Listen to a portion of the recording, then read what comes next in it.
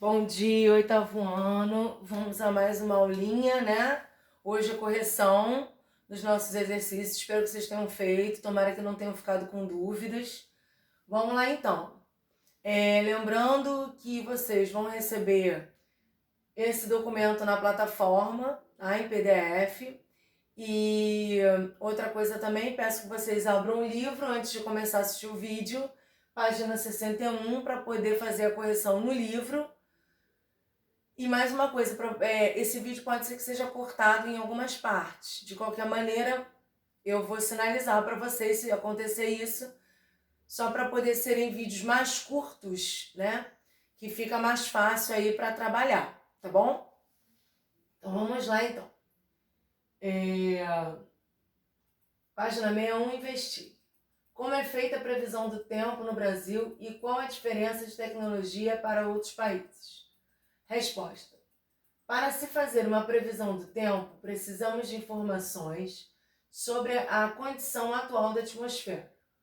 Para fazer uma previsão do tempo para daqui às 12 horas, é necessário saber qual a temperatura no instante da investigação, nos diversos pontos da área de interesse, onde estaria chovendo, qual a umidade relativa dos pontos naquele momento, etc.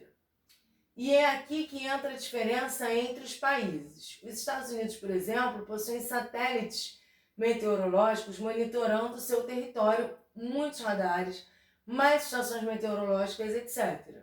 Com mais informações sobre a condição atual, melhor será a previsão, né? Quanto melhor as condições, melhor as informações, mais fácil fica para acertar na previsão do tempo. Por isso que aqui no Brasil tem tanto erro, porque a gente ainda tem falta de equipamento. É exatamente isso que falta no Brasil, dados. Faltam estações meteorológicas, acabei de falar, pontos de medição, os modelos meteorológicos e até mesmo os supercomputadores são basicamente os mesmos tanto aqui quanto em outros países. A diferença é a falta de investimento em medições. Não temos um satélite meteorológico, por exemplo. Tá? Vocês podem fazer uma síntese aí dessa resposta, tá bom?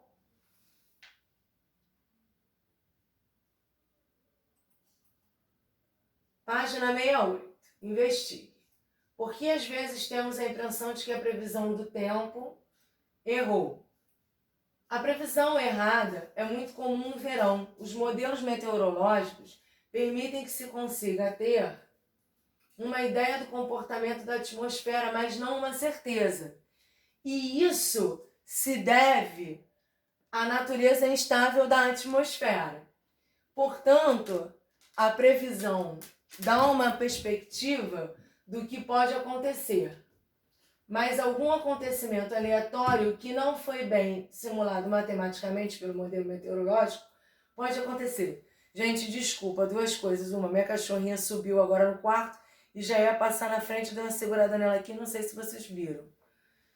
E outra coisa, resumindo essa questão, vocês podem colocar o seguinte, que a previsão, ela muitas das vezes acontece dela estar errada porque os ventos mudam de direção. Pura e simplesmente isso. A partir dessa mudança de direção dos ventos de uma hora para outra, que ninguém tem como calcular, ninguém tem como saber, eles vão fazer com que nuvens, por exemplo, de chuva se aproximem ou nuvens de sol, ou afaste as nuvens de chuva. Então, da chuva, aí o vento muda de direção, afastou a nuvem, vai vir um sol e fala, pô, deu chuva e não choveu. Então, é basicamente isso, tá? É basicamente isso. Página 69. Exercite sua memória. Se vocês estiverem vendo a Nina, também não se incomodem, tá? Elas não vão atrapalhar em nada. Não vão atrapalhar em nada nessa aula. Exercite sua memória. 1. Leia o texto. As nuvens são brancas graças a uma grande quantidade de pequenos cristais de gelo. Além disso, devido à variada altitude, elas possuem nomes diferentes. Nimbos, estratos, cirros e cúmulos. No texto, as nuvens não estão colocadas em ordem de altitude. Organize-as da nuvem mais próxima do solo até a mais alta. Então, a ordem correta seria cirros, cúmulos, nimbos e estratos, tá? Página 70. Faça a diferenciação dos aparelhos a seguir usados na meteorologia. Resposta: anemômetro, verifica a velocidade do vento. Higrômetro, utilizado para medir a umidade do ar. Biruta, verifica a direção do vento. Biruta, acho que todo mundo já viu, pelo menos na televisão, que é muito comum em aeroporto, tá? Muito comum. Número 3. Faça o acompanhamento da temperatura de sua cidade e saiba em que estação do ano você se encontra. Gente, olha só, a gente se encontra no outono, né? E na realidade, eu não vou pedir a vocês para fazerem esse trabalho. Quem fez, legal, guarda para me mostrar quando a gente retornar. Quem não fez, não precisa fazer. Por quê? Se a gente tivesse em aula presencial, eu até pediria e a gente poderia fazer um acompanhamento até mesmo lá na escola. Mas eu acho que para vocês fazerem isso nesse momento em casa, a gente não está podendo sair, a gente precisa respeitar o isolamento. Né? Então, como é que vocês vão fazer esse trabalho? Tá? Vai ficar complicado, não precisa esquentar a cabeça. Anotem aí assim, resposta pessoal. Pronto. Não vai prejudicar vocês em nada. Esse trabalho, na realidade, seria até muito legal e tudo, mas nesse momento que a gente se encontra, eu acho que não rola. E aí também ficar, não, vamos deixar para quando voltar? Não funciona. Quando a gente voltar, a gente vai ter outros capítulos para ver, outros conteúdos, então não tem como ficar voltando, tá bom? Agora, quem já fez, quando a gente voltar, me mostra. Vamos lá então. Número 4. O lugar mais úmido do planeta é a cidade de Malsinra. Sou péssima para esse negócio estrangeiro. No nordeste da Índia, cujo nome significa morada das nuvens. O clima é 6 vezes mais úmido que em Manaus. Olha só, hein? Por outro lado, o lugar mais seco da Terra é o deserto do Atacama, no Chile. Responda. Letra A. A quantidade de chuva pode ser medida a partir da umidade? Sim, pois quanto mais umidade, maior será a possibilidade de chuva. A gente viu isso na aula passada. Letra B. Será que a localização do deserto do Atacama contribui para que ele seja o lugar mais seco do mundo? Pesquise e peça ajuda do professor para responder a esta questão no caderno. Não sei se vocês acharam, mas aí vai a resposta e fiquem tranquilos que também ela vai para vocês, como eu já tinha falado, em PDF, tá? Resposta. O deserto do Atacama, localizado no norte do Chile, é considerado o mais alto e mais árido do planeta. Chove muito pouco devido ao relevo da região e às correntes marítimas do Oceano Pacífico. As massas de ar carregadas de umidade que vêm do litoral não conseguem transpor as montanhas devido à altitude, descarregando e evaporando seu conteúdo antes de chegar ao deserto, ocasionando anos sem nenhuma chuva. Como as nuvens não conseguem transpor a montanha, fica anos e anos sem chuva esse deserto, tá? Ou seja, a umidade dele é praticamente zero. Número 5. Em grupo, também outra atividade complicada de vocês fazerem por causa do isolamento, né? Então também não vou cobrar, fiquem tranquilos. Pesquise como é realizada a previsão do tempo no Brasil e monte um cartaz sobre o tema. É o que eu falo. Se alguém montou o cartaz, guarda. Quando a gente voltar às nossas aulas presenciais, leva o cartaz para eu ver. Quem não fez, não precisa se preocupar, não precisa fazer. Por quê? Porque isso aqui seria um trabalho em grupo. E nós estamos fazendo o quê?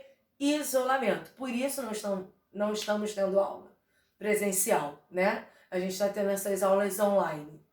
Justamente para poder o quê? Para ninguém sair de casa, não ficar tendo contato com outras pessoas, né? É que a gente está fazendo essas videoaulas. Então, não faria sentido nenhum agora eu passar um trabalho desses para vocês, né?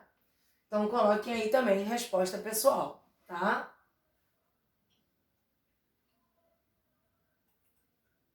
Página 75, Ciência Prática. Número 1. As nuvens podem ficar em diferentes altitudes e variar nas suas formas, que dependem da temperatura do ar. Relacione as diferentes formas de nuvens da coluna 1 com as suas características na coluna 2. Coluna 1. cirros, cúmulos, estratos, nimbos. Coluna 2. Nuvens brancas formando grandes grupos. Espera aí só um instantinho, gente. Ah, tá. Vamos lá, então. Eu fiquei com medo de não ter saído aqui, porque aí depois eu ia consertar para vocês. Nuvens brancas formando grandes grupos com aspecto de flocos de algodão. Segunda, são nuvens de cor cinza escuro, são portadoras de chuvas. Nuvens altas de cor branca podem ser formadas de cristal de gelo. Formam grandes camadas que cobrem o céu como se fosse um nevoeiro. Então vocês iam colocando as letrinhas aqui, mas aqui nós temos a resposta. Aqui, ó. A relação correta de cima para baixo é resposta letra B, que ficou B, D, A, C, tá? De cima para baixo. Número 2. Pedro, um meteorologista, acabou misturando todos os equipamentos de análise da estação meteorológica onde trabalha. Ajude-o a classificar cada aparelho com sua devida função na estação. Aparelhos meteorológicos: termômetro, higrômetro, pluviômetro, barômetro e biruta. Função: medir, indicar, etc. Né? Então, chuva, pluviômetro, né? Aqui, ó, letra C. Direção do vento, biruta, letra E. Temperatura, termômetro, letra A. Umidade, higrômetro, letra B. E pressão, barômetro, letra D, tá? Tá aqui certinho para vocês. Número 3, analise a alternativa correta. Resposta certa, letra C. Para que possamos definir o clima de uma região, faz-se necessária a observação constante das características das condições atmosféricas dessa região num longo espaço de tempo. Página 76, número 4. O deslocamento das massas de ar que dão origem aos ventos se faz sempre das áreas de alta pressão para as áreas de baixa pressão. Letra C. Número 5. Sobre a relação entre tempo e clima, é correto dizer que o clima é a sucessão de eventos relacionados com o tempo meteorológico. Lembra que eu falei para vocês? O clima de uma região é fixo. Subtropical, tropical temperado, enfim. O que vai mudar, né? O que vai mudar é o tempo. Que cada dia... Ah, como é que tá o tempo hoje? Ah, tá ensolarado. Ah, como é que tá o tempo hoje? Ah, tá chuvoso. Ah, como é que tá o tempo... O que muda é o tempo, né? O clima não. O clima a gente sempre... Qual é o clima do Brasil, né? De uma forma geral. Tropical. Por isso que tem a musiquinha, né? Moro num país tropical, abençoado por Deus e bonito por natureza. Pronto, gente, desculpa aí. Vamos lá. É só para descontrair um pouquinho, que eu sei que tá bem pesado para todo mundo, né? Número 6. Os prognósticos elaborados pelos Centros Mundiais de Previsão de Clima divulgaram para o trimestre de fevereiro, março e abril de 2002 a continuidade das condições normais de temperatura das águas do Oceano Pacífico Equatorial. Indicam, portanto, condições de chuvas e de temperatura próximas à média climatológica em todo o estado do Rio Grande do Sul. Qual é a resposta? Letra B. Da importância do comportamento climático para determinados setores da economia, como a agricultura, que buscam o conhecimento prévio dos fatores que podem influenciar a dinâmica das massas de ar, como a temperatura das águas oceânicas. Número 7. A grande variação climática no planeta é resultante da interação dos fatores climáticos que são os responsáveis pela grande heterogeneidade climática da Terra e estão diretamente relacionados com a geografia de cada porção da superfície terrestre. Em qual das alternativas a seguir há apenas fatores climáticos, isto é, aqueles que contribuem para determinar as condições climáticas de uma região do globo? Resposta letra D. Altitude, massas de ar, maritimidade e latitude. Página 77. Número 8. Considere as afirmações a seguir. Número 1. Fará muito calor hoje em São Paulo. Em Goiânia, as temperaturas serão mais amenas. Olha o tempo aí. Número 2. As temperaturas em todo o mundo estão cada vez maiores e vêm causando preocupações entre os cientistas. Número 3. Costuma chover muito em Salvador nessa época do ano. É melhor estarmos preparados. Número 4. Li no jornal que essa semana será chuvosa em Belém. Com base nas afirmações, é possível afirmar que letra C, 2 e 3 fazem referência ao clima, 1 e 4 fazem referência ao tempo, tá? Letra C. Número 9.